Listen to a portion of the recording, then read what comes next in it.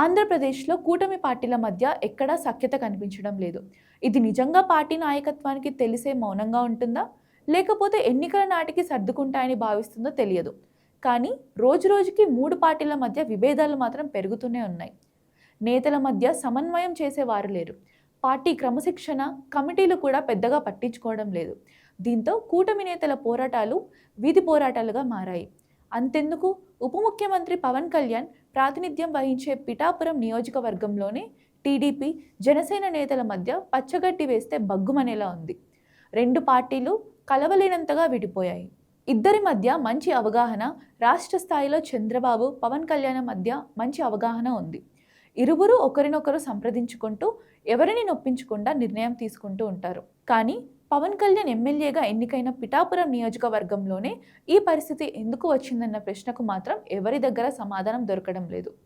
ప్రభుత్వ కార్యక్రమంలో ముఖ్యమంత్రి చంద్రబాబు ఫోటో పెట్టకపోవడంపై మాజీ ఎమ్మెల్యే వర్మ మండిపడ్డారు.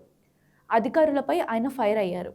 జనసేన ఇన్ఛార్జ్ పెండెం దొరబాబుతోనే ఒక్క పవన్ కళ్యాణ్ ఫోటో మాత్రమే ఉంచడం ఏంటని ప్రశ్నించారు. మట్టి తోలుకునే వాడు వచ్చి ఇప్పుడు చెరువులు తవ్వేందుకు ప్రయత్నిస్తున్నాడని వర్మ తీవ్ర వ్యాఖ్యలు చేశారు.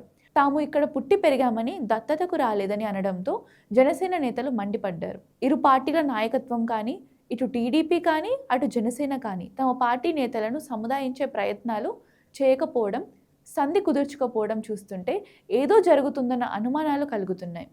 పిఠాపురంలోనే తాను మరోసారి పోటీ చేయాలని పవన్ కళ్యాణ్ భావిస్తున్నారు. అదే సమయంలో కూటమి 15 ఏళ్ల పాటు కలిసి ఉంటుందని చెబుతున్నప్పటికీ స్థానిక నాయకత్వాన్ని పిలిచి మాట్లాడలేకపోతున్నారు. మరొక వైపు చంద్రబాబు కూడా వర్మ అండ్ కోను కంట్రోల్లో పెట్టకపోవడం చూస్తుంటే ఈ విభేదాలు ఇలాగే సాగిపోని తమకు వీరి వల్ల నష్టమేమీ ఉండదన్న భరోసాలో ఉన్నట్లుంది. మొత్తం మీద పిఠాపురం నియోజకవర్గం వ్యవహారం మాత్రం పార్టీ నేతలకు ఎలా ఉన్నా కూటమి అభిమానులకు మాత్రం కలవరపెడుతున్నాయి.